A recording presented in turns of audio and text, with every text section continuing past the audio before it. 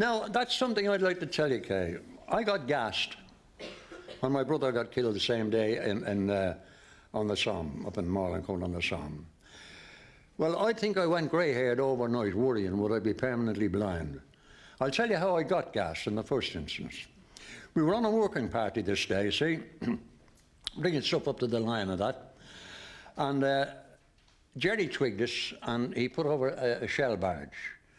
Now, there was no gas around. I had my gas mask on, hung over my right shoulder, and the gas mask was down here on my left hip.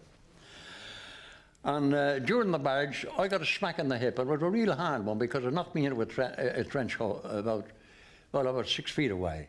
But right away, I had my pants down to see where I was wounded. But I wasn't wounded, no blood or anything like that, see. Never gave it a thought. Carried on that day. And now that night, there was a bunch of us in an old, disused German gun emplacement. Because we'd driven the Germans back, you see. And an officer came along, he said, "Hey lads," he said, "there's 10 or 12 men out there," he said, "wounded. Go out and bring them in." So of course right away we went out to get the wounded in. Now when we went out, Jerry put over gas shells. Of course as soon as you sniffed the gas, everyone shouted, "Put on your gas mask, lads." Well, I put on my gas mask and that kind of thing, the same as everybody would. And I hadn't it on about 2 minutes. And I began to get sick into my gas mask, you know. Then my ears began to pain me, and I began to find it difficult to breathe. So I either pull the blasted thing off or suffocate. So I pulled it off, of course, scattered around for a while and went down. Luckily, a lad came along just as I went down, and he said, "Where are you hit, mate?" So I said, "I'm not hit, I'm gassed." And as he bent down to help me, he said, "No wonder you're gassed, mate." He said, "There's a big piece of German shell in the metal container of your gas mask." That's what hit me early on the day. That's what hit you. So, of course, God, I never felt so bad. Oh, my eyes, my throat, everything like that. Well, anyway, another lad came along between them that took me down to the casualty clearance station. It was only just a little way down the reserve trenches. Now, I remember the medical officer coming on there and taking my particulars from my identity disc.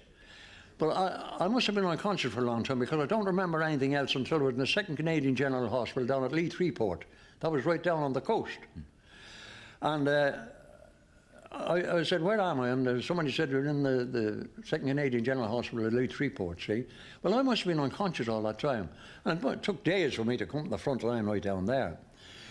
Well, anyway, there was a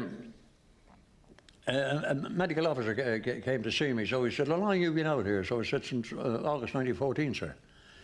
So he said, "Where do you come from?" So I said, "Marlincourt on the Somme." "No," he said, "I don't mean where you come. Where's your home?" I said, "My parents live in Dublin." Well, I remember nothing after that, but I was getting shaken around a bit, and I asked where I was, and a man's voice said, "You're at the North Wall in Dublin." Well, now I'd come all the way from the 2nd Canadian General, and being put on a Red Cross convoy and all that to Dublin. So I must have been unconscious all that time. Until you got back to Dublin. But anyway, I finished up in a hospital in Dublin Castle. It was a private hospital. And